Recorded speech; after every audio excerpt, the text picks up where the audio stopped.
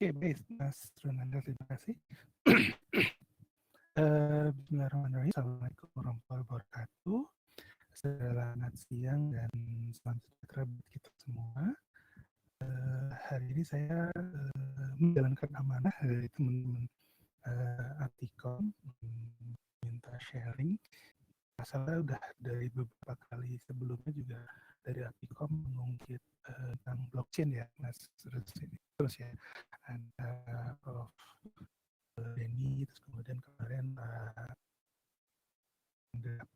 dari Unicom Pak Irwan ya kalau nggak salah. Terus kemudian ya udah hari ini saya coba kupas juga tentang blockchain research dan beberapa case study. Nah ini case study mungkin bisa juga untuk rekan-rekan atau adik-adik yang sedang di S1 maupun S2 karena ini topik yang seru ini untuk diangkat di topik tugas akhirnya ataupun nanti bisa jadi paper adik-adik yang S1 S2 untuk paper conference ataupun paper jurnalnya. Oke, mungkin perkenalan sedikit, nama saya Firdi Mardiansyah, saya staf pengajar di program studi Informatika Fakultas Teknik Universitas Widyatama Bandung. Kontak saya seperti ini, nomor telepon, email, biar ada narsis, ada Facebook dan Instagramnya. Kemudian edukasi saya, alhamdulillah memang berkesempatan mencicipi beberapa kampus, jadi memang biar niat awal tuh memang biar nggak bosen ya dengan satu kampus. Saya dari Unpad, FMIPA Unpad untuk konsentrasi ilmu komputer, terus kemudian di S2 saya di ITB, di STAY, Software Engineering, dan saat ini masih jadi mahasiswa S3 di Departemen Teknik Elektro, prodi konsentrasi teknik komputer di Fakultas Teknik Universitas Indonesia. Oke, hari ini mungkin hanya 4 agenda utama saja yang akan coba saya bahas. Mungkin kemarin juga historical ini atau sejarah dan sebagainya sudah disampaikan sedikit, tapi mungkin saya agak sedikit lebih intens ke dalamnya seperti apa. Kemudian nanti bagaimana blockchain-nya itu, kemudian apa yang akan bisa kita lakukan dengan riset blockchain sampai ke contoh case study-nya. Juga slide-nya totally seluruhnya nggak terlalu banyak, hanya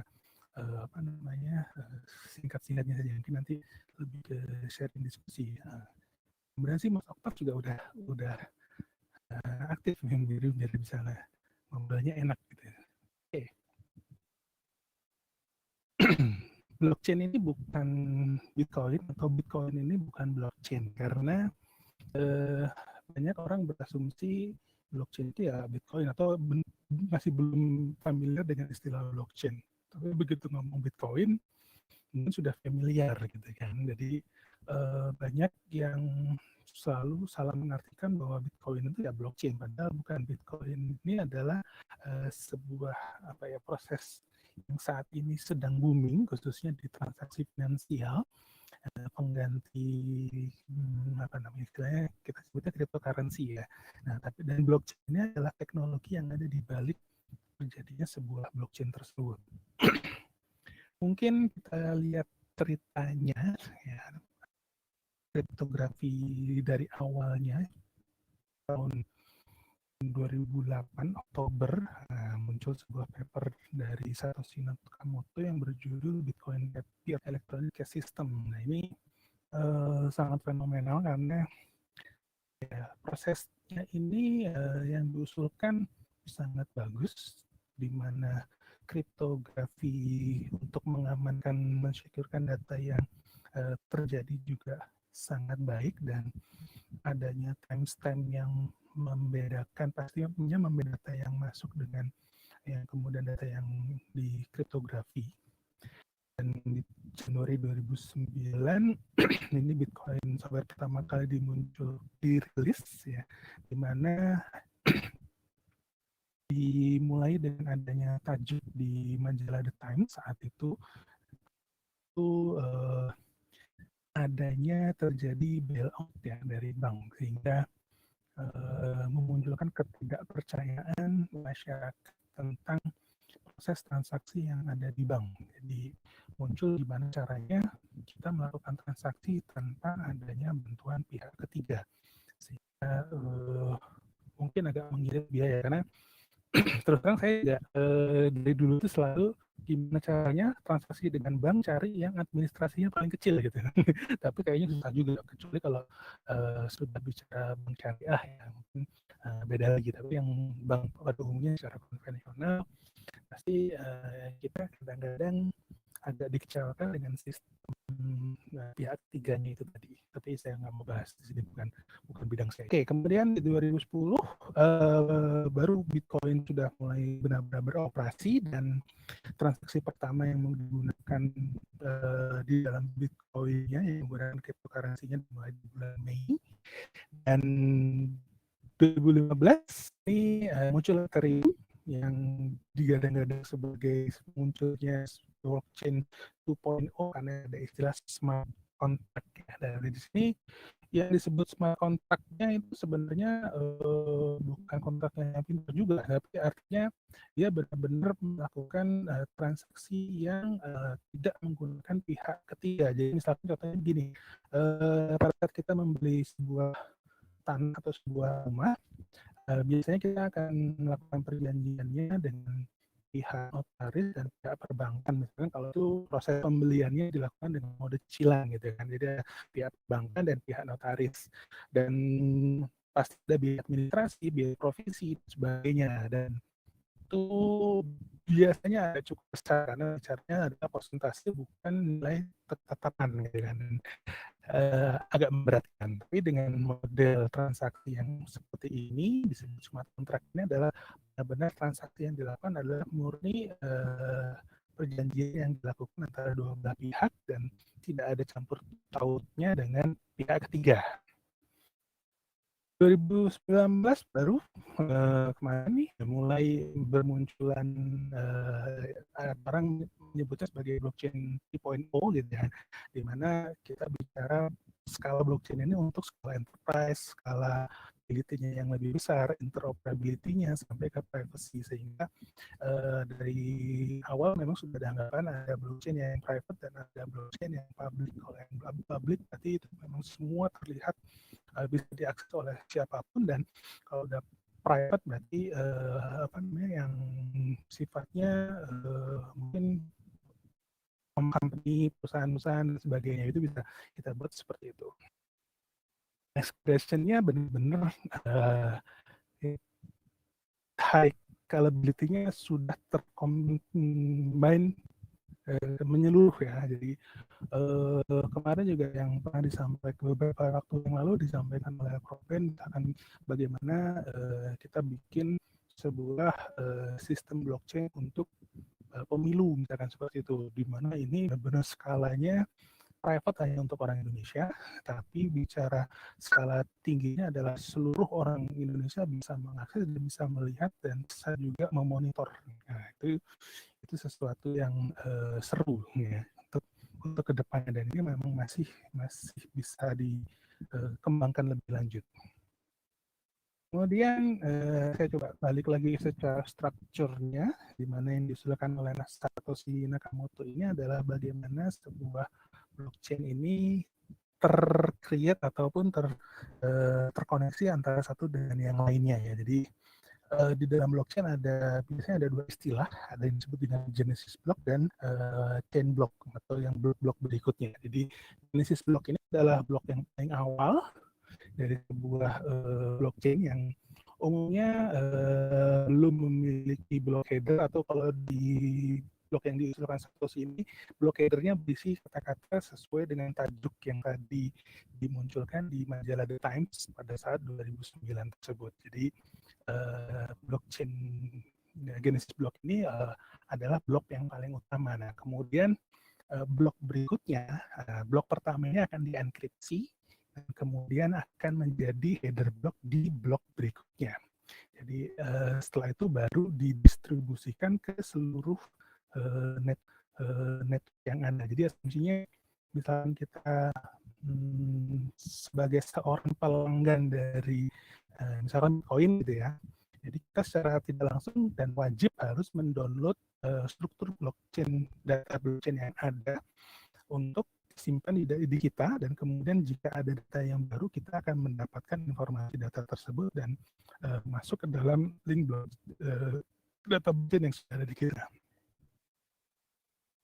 Oke, itu tentang historicalnya. Nah, sekarang mungkin kenapa kita pakai blockchain? Nah, ini ada kan konsepnya ya. Jadi cara kelebihannya pasti banyak orang sudah setuju dengan kelebihan blockchain ini, dari distributed kemudian transparan dan ada fitur append only-nya saja. Jadi kalau dari distributed, karena memang tadi seluruh transaksinya kita akan disebar ke seluruh orang, atau dalam tanda kutip di sini di blockchain menyebutkan node ya, seluruh node yang ada di dalam jaringan tersebut yang menjadi membernya blockchain, dan kemudian data tersebut bisa kita lihat dan kita validasi. Artinya seluruh data yang ada di yang terjadi di dalam transaksikan blockchain, maka semua orang bisa lihat. Dalam arti kalau ada yang offline pun ya nggak ngaruh dengan data yang ada, karena datanya berasal dari satu dan yang lain memiliki data yang sama, maksudnya seperti itu. Kemudian transparan dan trustless-nya. Jadi di sini transparannya artinya ya, tadi juga disampaikan bahwa ini semua bisa melihat, atau kita semua bisa tahu bahwa transaksinya seperti apa. Kasarnya mungkin pernah dengar di media sosial ada orang mau transaksi beli pizza itu sampai telemarketingnya udah tahu di dompetnya ada berapa, gitu, saking transparannya mungkin ya, jadi nggak bisa nipu lagi. Nah, ini ibaratnya juga bagus, tapi juga bisa jadi pisau bermata dua juga buat kita sebenarnya. Ya, emang teknologi transparan ini wajar kalau memang digunakan ya, sehingga seluruhnya bisa tahu dan memang bisa setuju atau bisa melakukan validasi. Tidak tergantung pihak ketiga, karena memang dalam hal ini semua terlibat dan mengetahui bahkan menyetujui. Append only, nah ini juga sebenarnya saya setuju dengan istilah append only, karena kadang-kadang dengan ada fitur delete ataupun fitur edit ini istilahnya bisa menutupi jejak kesalahan orang. Ya, misal atau juga nggak bagus juga sih, karena di apapun yang kita post ataupun kita lakukan transaksi harusnya itu sudah diverifikasi terlebih dahulu. Nah, ini juga kemarin ada rekan saya juga yang mengambil topiknya itu lari ke blockchain tapi untuk ke hoax ya, hoax. Nah, ini seru karena apa yang mau ditampilkan di dalam berita itu harus dipastikan dulu bahwa ini benar adanya, bukan hoax. Nah, dengan adanya blockchain ini seru ini. Kenapa? Karena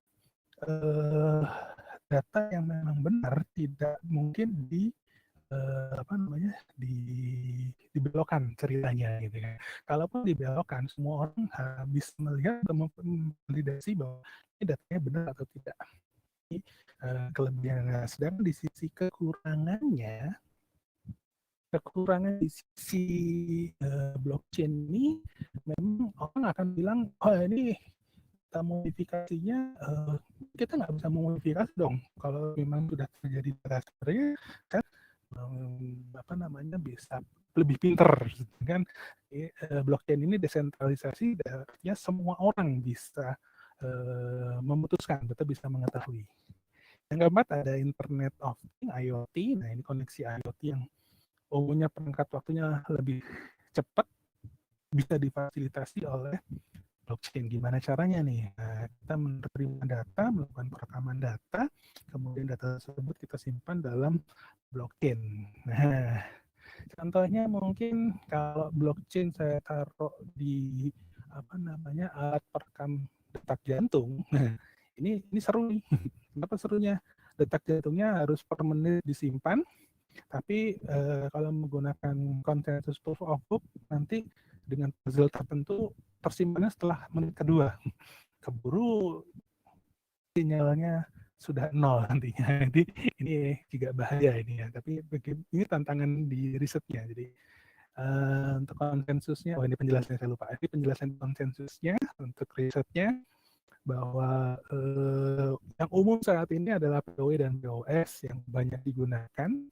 Di mana kalau POW ini lebih ke apa namanya, semua berlomba-lomba menyelesaikan. Sedangkan kalau POS di sini ada konsepnya berdasarkan yang seolah-olah memiliki nilai tertinggi atau saham tertinggi seperti itu. Dan model-model yang lain juga banyak sih bermunculan. Ya, mungkin bisa dieksplor juga di situ atau mungkin tadi yang saya sampaikan bisa jadi sebuah riset baru untuk keilmuan yang baru sehingga teman-teman yang S3 atau yang sedang mencari topik di S3 ini topik yang masih ramai ini. Secure metodenya, nah ini saat ini Bitcoin menggunakan SHA-256 dan ini tidak tergantung besar kecilnya data ya, jadi outputnya tetap panjang, semakin panjang semakin secure, tapi semakin panjang juga berarti pasti membutuhkan space atau membutuhkan komputasi yang agak lebih tinggi, dan ini yang mungkin bisa jadi acuan untuk riset juga sebenarnya. Di AI tadi juga sudah disampaikan di penjelasannya bahwa fitur desentralisasi dan sentralisasinya gimana caranya masing-masing artificial intelligence ini juga bisa dilakukan fitur blockchain-nya ya, karena waktunya butuh yang cepat. Di IoT juga sama, butuh waktu yang cepat untuk fungsinya karena menerima data ya, pasti butuh waktu yang cepat sekali. Kayak misalkan yang saya pernah coba menggunakan oximeter, tingkat kadar oksigen dalam darah itu cepat banget diterimanya, dan kemudian detak jantung juga cepat banget diterimanya. Kemudian gimana caranya nih datanya masuk ke dalam blockchain? Nah ini kan, begitu masuk ke dalam blockchain, proses POW-nya agak sedikit lama. Kita modifikasi sedemikian rupa di konsensusnya sehingga datanya bisa masuk. Tinggal bicara berikutnya bagaimana menjamin bahwa datanya nggak bedrock dan sebagainya. Nah ini juga seru nih. Oke, yang terakhir case study. Nah ini saya coba arahkan untuk rekan-rekan yang S1, S2 nih sebenarnya nih ya. Jadi beberapa contoh yang bisa diangkat karena umumnya transaksi data yang sifatnya historical dan perlu secure ini pasti bisa dibuat case study menggunakan blockchain. Nah ini finance dan payment gateway ini jelas karena transaksi Bitcoin itu sebagai contoh, ini bisa digunakan sebagai studi menggunakan blockchain, atau kalau di Indonesia kan sudah familiar dengan Gojek dan namanya Grab ya. Nah, sering kita dengar di media sosial cerita tukang Gojek yang ketipu disuruh beli makanan, ternyata yang beli itu palsu atau fake dan sebagainya. Nah, kira-kira dengan blockchain apa yang bisa diangkat nih? Nah, ini bisa masuk nih. Jadi buat teman-teman S1 dan S2 yang sedang menyelesaikan topik tugas akhirnya, ini bisa diangkat bagaimana mensecurekan data sehingga orang yang melakukan pemesanan di dalam blockchain ini datanya langsung ke trace semua. Misalkan ini orang menggunakan nomor telepon tertentu. Nah, nomor telepon ini kemarin dari Kominfo sudah mewajibkan kita mendaftarkan nomor teleponnya menggunakan kartu keluarga dan sebagainya, sehingga otomatis nama tersebut akan terlink ke dalam kartu keluarga kan. Nah, harusnya bisa lebih pasti. Nah, cuma balik lagi, apakah semua orang melakukan hal tersebut atau ada orang yang tidak melakukan atau ada orang yang melakukannya menggunakan kartu keluarga orang lain. Nah, ini juga seru juga nih. Artinya semua bisa terlink sebenarnya. Di sisi kesehatan, health juga tadi saya sampaikan, misalkan saya menggunakan oximeter, menangkap kadar oksigen dalam darah, terus kemudian saya buatkan dalam blockchain-nya. Tujuannya apa? Tujuannya karena kesehatan ini adalah private sifatnya ya, jadi harus yakin bahwa data yang tercipta ini adalah memang berasal dari yang bersangkutan, terus kemudian datanya terhubung dengan pihak rumah sakit atau pihak dokter yang mengurusinya dan tidak bisa diubah atau diedit sama orang lain. Kalaupun dilihat mungkin hanya dilihat oleh keluarga ya, sama pihak asuransi mungkin yang melihatnya bahwa orang tersebut sakitnya seperti apa. Di sisi agriculture juga sudah mulai banyak yang melirik dengan blockchain ini tadi, bagaimana agriculture ini kita jalankan, karena yang kalau sudah dengar HIPAA dan sebagainya ini seru. Logistik juga sama, kemarin bahkan ada yang topik dari saya lihat itu beberapa teman di negara tetangga menyebutkan halal logistik using blockchain. Wah, ini seru. Orang Indonesia yang banyak muslimnya aja masih belum mungkin belum kepikiran halal logistik based on blockchain, tapi mungkin sudah ada. Mohon maaf kalau saya yang kurang literasi gitu ya. Tourism and transportation juga ini seru juga, karena tapi kalau pandemi ini agak susah juga ya bagaimana kita bicara tourism and transportation. Di sisi transportation biasanya urusannya ujung-ujungnya ke finansial, bagaimana menjamin bahwa nggak ada lagi istilahnya apa, kalau salah saya nyebut turis kere gitu ya kan, modal segini tapi nanti biar kalau ada kekurangan duit atau apa tinggal lari ke embassy dan sebagainya. Nah, ini juga kelihatan bahwa orang akan melakukan perjalanan yakin bahwa memang dia memiliki dana untuk bisa kembali lagi, kecuali case-case tertentu misalkan dia ternyata kecopetan atau apa. Nah, ini juga terlihat gitu ya.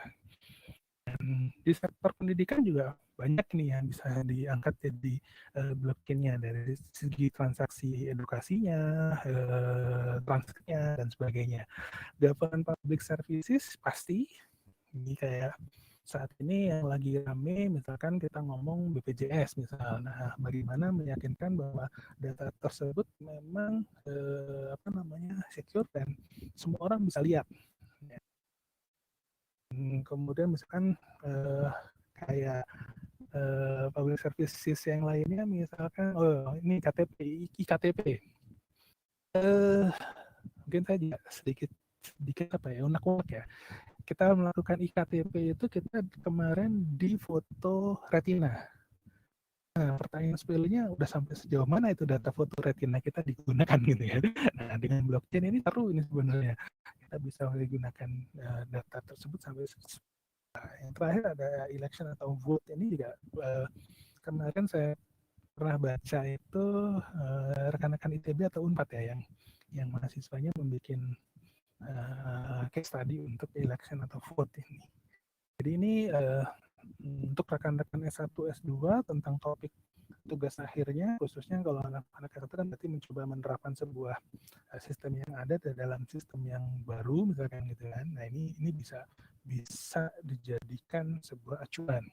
Kalaupun nanti misalkan menggunakan tools juga silahkan, ada Hyperledger, ada Ledger Composer dan sebagainya. Ini bisa digunakan misalkan untuk payment, penggajian, tapi menggunakan Hyperledger ini kan jadi sesuatu yang baru dan datanya dijamin secure. Tidak ada istilah orang bisa mengedit data karena datanya tersimpan di dalam blockchain. Mungkin ini yang bisa saya sampaikan. Kalaupun nanti ada pertanyaan bisa kita diskusi di sini. Terkait dengan isu yang ada sekarang, dengan problem yang ada sekarang ini, kira-kira blockchain yang dapat dikembangkan dalam kasus COVID atau coronavirus ini seperti apa ya Pak, kira-kira? Nah, ini salah satu yang seru ya. Kadang-kadang kita termakan isu nggak jelas. Misalkan dari data kita hanya dapat data forwardan dari orang gitu, bukan data dari institusi yang pasti. Nah, ini government misalkan seperti itu. Nah, ini kalau misalkan memiliki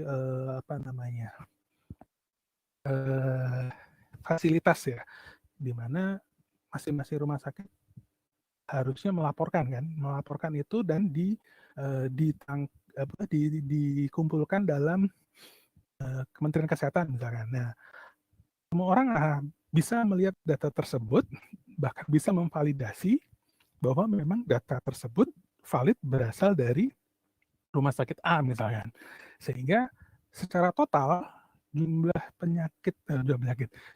orang yang terpapar, jumlah orang yang sudah sembuh, ini kita nggak ada istilah, oh itu kemarin Bandung meningkat. Nah, tapi orang Bandungnya sendiri bilang enggak tuh. Nah, begitu dilihat di data tersebut memang, oh iya meningkat, tapi mungkin nggak banyak. Nah, ini istilahnya teknologi blockchain ini minimal bisa menjamin datanya dalam tanda kutip valid ya, bukan cuma nggak bisa diedit gitu. Artinya kalau memang yang memasukkan datanya adalah yang kita asumsikan node-node-nya adalah minernya adalah dari rumah sakit tersebut, pasti data yang diberikan memang asli dari rumah sakitnya, terlepas dari misalkan operatornya yang melakukan kesalahan, harusnya ngetik 3, yang kepencet 4 gitu kan. Tapi kan nggak mungkin harusnya ngetik 3 yang kepencet 9 karena itu kejauhan banget dari keyboardnya gitu kan. Atau kalau menggunakan numeric pad 3 itu keplesetnya hanya dengan angka 2 dan angka 6. Nggak mungkin kepencet angka 9, itu melesetnya salah mencet memang. Mungkin itu Mas. Jadi apa ya? Di sektor blockchain ini memang bisa dibilang public, bisa dibilang private. Dibilang private-nya misalkan kalau tadi ngomong COVID berarti semua orang ngomong public-nya berarti semua orang bisa lihat, tapi sisi private-nya adalah yang bisa mengupdate atau menambah data bloknya adalah dari pihak-pihak yang memang terkait, misalkan rumah sakit ataupun puskesmas di daerah tersebut. Ini yang bisa melakukan proses minernya, bisa untuk mengenkripsi file. Nah, jadi kita bicara teknologinya ya. Kalau mengenkripsi file kan berarti ini masuk dalam OS-nya.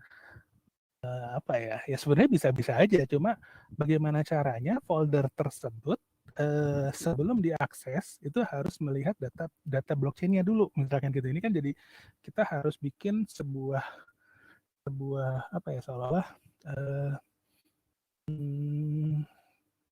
kayak gini deh, misalkan pada saat kita mendownload sebuah file, kalau dari website-website yang ternama menyebutkan file ini kalau di-download untuk memastikan bahwa file tersebut tidak di-CCP atau tidak ada trojan dan sebagainya, hashing file tersebut adalah ini, ada menyebutkan hashingnya gitu kan, sehingga kalau kita download file tersebut dan kita melakukan hashing dengan MD5 ataupun SHA dan sebagainya, nilainya harus sama.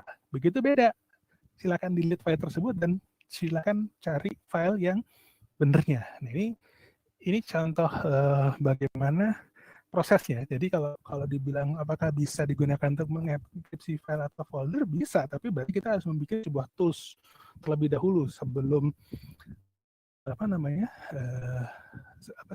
sebelum ngapa-ngapainnya. Artinya filenya sudah ada, terus kemudian file tersebut kita enkripsi, kita masukkan dalam blockchain-nya, sehingga pada saat orang akan mengenkripsi tersebut harus meyakinkan tools yang digunakan tadi apakah dia memang file yang benar ataupun tidak, atau folder yang sesuai atau tidak. Kalau saya sih asumsinya seperti itu, karena ini teknologi enkripsinya bukan di filenya sebenarnya. Kemudian ini mesti lanjutan nih. Kalau misalnya implementasinya sebagai penyimpan data, ya apa masih perlu dengan istilah miner yang nanti memang punya? Bisa aja, karena kan memang tujuannya adalah biar tidak sembarang orang bisa melakukan blockchain. Jadi penyimpanan datanya, miner di sini kan bagaimana caranya kita membuat sebuah blockchain-nya, kemudian apa ya istilahnya? Bagaimana menyelesaikan sebuah puzzle yang diberikan, sehingga walaupun di sini saya setuju dengan Node-nya memang punya hak untuk append. Nah, memang Node-nya memang punya hak untuk append, tapi juga tidak langsung serta-merta langsung jadi, harus ada proses terlebih dahulu untuk memverifikasi bahwa target yang dibutuhkan seperti apa. Nah, kalau ngomong ini seperti ini bisa jadi konsep yang digunakan adalah POA ya, Proof of Authority. Jadi siapa yang berhak membuat sebuah node-nya. Ini udah ada konsensusnya sebenarnya. Jadi terkait dengan kondisi saat ini yang semuanya serba online, daring atau online, termasuk juga dalam sistem edukasi kita, dalam sistem pembelajaran, sekiranya apakah blockchain ini bisa berperan dalam kegiatan belajar mengajar online atau hal-hal yang membantu dalam edukasi di sekolah-sekolah, Pak? Sebenarnya kalau untuk edukasi lebih ke tadi kalau saya bilang bahwa di slide saya menyebutkan tentang transaksinya ya. Jadi kalau edukasinya sendiri sih mungkin enggak, tapi untuk pemahaman teknologinya iya. Tapi kalau dari sisi misalkan edukasi tadi ada apa namanya transaksi yang terjadi, contohnya misalkan pada saat guru memberikan soal dan murid melakukan jawaban menjawab. Nah, pada saat menjawab ini tadi mungkin datanya bisa kita securekan bahwa memang si A kan jawaban. Atau contohnya misalkan kalau mau lebih canggihnya lagi, berarti sistem edukasi kita sudah bisa harus melakukan plagiarism check terlebih dahulu bahwa jawaban A ini memang murni jawaban si A, bukan plagiarism dari temannya, gitu kan. Jadi kalaupun transaksi jawaban di dunia edukasi jawabannya si A ternyata sama dengan jawaban si B, di mana si B ini sudah menjawab terlebih dahulu dan si A ini nyontek. Nah, ini juga ketahuan kan di sini. Jadi sebenarnya di transaksinya bukan di prosesnya sebenarnya kalau saya bilang. Baik, Pak. Ini ada lagi dari Pak Mas Ahmad ya. Untuk blockchain bidang logistik, apa kira-kira penelitian yang lebih mendalam untuk S3? Wah, ini untuk S3 tadi sih sebenarnya yang tadi. Dan apa namanya, kalau yang blok besarnya untuk S3 yang tadi saya sampaikan itu dari konsensusnya, dari algoritma konsensusnya, dari secure-nya, ataupun dari integrasinya gitu kan. Integrasinya bisa dengan AI, baik itu mau yang machine learning-nya atau deep learning-nya. Itu masih bisa dieksplor. Kemudian atau integrasi dengan IoT-nya. Nah, ini bisa. Untuk logistik, nah salah satu yang saya contoh adalah halal logistik ya. Ini yang lagi rame ini sebenarnya halal logistik. Bagaimana menjamin distribusi data yang distribusi sebuah good atau sebuah barang yang menjamin tingkat kehalalan. Nah, misalkan saya pesan barang, kemudian barangnya saya ambil dari Cina. Notabene kita tahu mungkin negara Cina agamanya jelas gitu ya. Nah, tapi bagaimana kita menjadi halal logistikannya gitu kan. Bahwa barangnya memang tidak mengandung unsur-unsur yang tidak halal, ataupun barangnya kemudian pengemasannya seperti apa, transportasinya seperti apa, bahkan misalkan kalau dimasukin dalam kargo, ada nggak track history kargo tersebut terakhir bawa apa atau sudah pernah bawa apa, pernah bawa barang yang tidak tidak halal gitu kan. Kalau memang selama ini bawa barang bawanya adalah barang halal berarti kan aman gitu. Nah itu sebenarnya untuk yang S3 lebih dari ke sana. Tapi kalau logik ini masih banyak banget nih bisa bisa di share ya. Jadi tracking transportation di logistik juga bisa tuh tadi, bahwa menjamin bahwa sebuah kontainer ini tracking dari awal dibeli ini memang belum pernah tersentuh zat-zat yang halal. Oke, mudah-mudahan juga menjawab. Lagi Mas, mungkin? Baik, terima kasih atas jawabannya. Baik, teman-teman yang ingin bertanya mungkin masih diberi beberapa menit lagi untuk bertanya. Masih kita tunggu.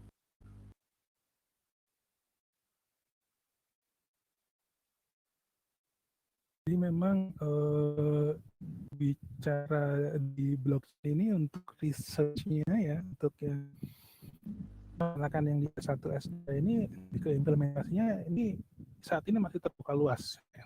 Bahkan kalau sekolahnya atau institusinya mewajibkan untuk tugas akhirnya dalam bentuk paper, ini juga masih memungkinkan dengan judulnya tadi misalkan sistem kependudukan menggunakan blockchain. Nah, ini Sisduk using blockchain. Oh, ini seru ini. Data pendudukan dari yang baru lahir sampai meninggal, datanya semua terrecord dengan baik. Lahir atas nama bapak ibu siapa, di rumah sakit siapa, di bidan mana, kemudian transaksinya sampai dia besar seperti apa, bahkan mungkin kalau sudah meninggal. Nah, ini paling seru juga, banyak saat ini data-data nggak jelas, padahal orangnya sudah mungkin, mohon maaf, sudah almarhum gitu ya, tapi KTP-nya masih beredar di mana. Nah, bagaimana kita tahu bahwa KTP ini orangnya sudah nggak ada, KTP orangnya mungkin sudah face off di muka, ganti nama gitu ya. Nah, ini data blockchain ini bisa digunakan untuk mensyukurkan atau menjamin data transaksi tersebut historinya terlihat di situ. Saya sih lebih setuju dengan istilah kalau blockchain sebenarnya karena dia append only, semua transaksi yang masuk sudah terjadi, ya sudah, tinggal kamu diubah datanya, ya tinggal tambahkan tanggal sekarang, entry ini tanggal sekian adalah mengupdate bahwa seharusnya datanya seperti ini. Nah, ini jadi historinya tetap kelihatan. Nggak mungkin juga kan kita menghapus histori saya lahir di Surabaya, ngaku saya lahir di Australia misalnya gitu. Kalau untuk di bidang bisnis sendiri Pak, selain dari mensupport dari sisi transaksi dan securing datanya, kira-kira ada implementasi lain nggak Pak kiranya untuk membantu seperti Saya sih belum sampai ke sana ya, tapi karena memang so far memang rata di transaksinya, karena kan blockchain adalah bagaimana kan data belum sih, saya belum mungkin ilmunya belum sampai sana. Dunia bisnis juga rata yang diangkat itu adalah bagaimana dia menjual. Nah, setelah produknya dijual, kita bicara bagaimana pelanggannya itu dijamin keamanan datanya di customer tersebut. Nah, blockchain hanya bermain di situ. Ini pertanyaannya udah panjang nih. Apa tanya opini Bapak misal tentang data diri itu tadi kan digunakan untuk validasi. Nah, kalau harapannya ini dapat digunakan untuk memvalidasi data oleh banyak pihak biar datanya valid. Tapi kalau publicly available,